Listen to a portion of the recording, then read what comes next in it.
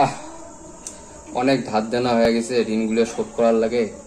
পুরানা খাতা খানবান করে দিছো হিসেবের, ওখানে মেলে দেখা লাগবে কাইবান কয় টাকা পায়, দেওয়ার লাগবে, নাহলে পরে ফির মুশকিল হয়ে যাবে। কিরে তুই যে মোটে টাকা নিছিস কোন দিন দিব? আরে দিন তো দিন, কয় টাকা আর পাইস তুই? তোর হিসেবটা করি দে তো, মুই বুঝি লেখছুন তুই কয় টাকা পাবো না পাবো, হিসেবটা করা কত খাতা, তারপরে মুই কয়া লেখছুন। এনে তো খাতা পত্র নেই, হিসেব করে দে কয় টাকা পাইস না পাইস, তোর সদাই দিনে এক গান নে, তাহলে খাতা কলম নেই নেই, লেখ তো কয় টাকা পাইস, লেখ লেখ খাতা লেখ, হিসেব কর লেখ। এই যে আগের মাসে পাইম 150। হ্যাঁ হ্যাঁ। আর এই মাসে আরো 150। আচ্ছা কত তাহলে? 150 আর 150, 150 আর 150 তো, তাহলে যোগ কর।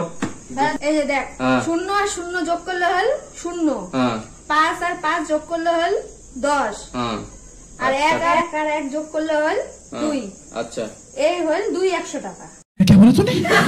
200 টাকা? এই টাকার জন্য এত কথা শুনে যাচ্ছিস?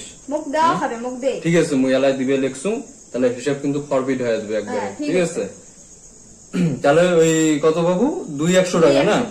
হ্যাঁ তাহলে এই যে 100 টাকা ধর, এই যে 100 টাকা ধর, তাহলে এই 100 টাকাটা কাটে, এই 100 টাকাটা কাট।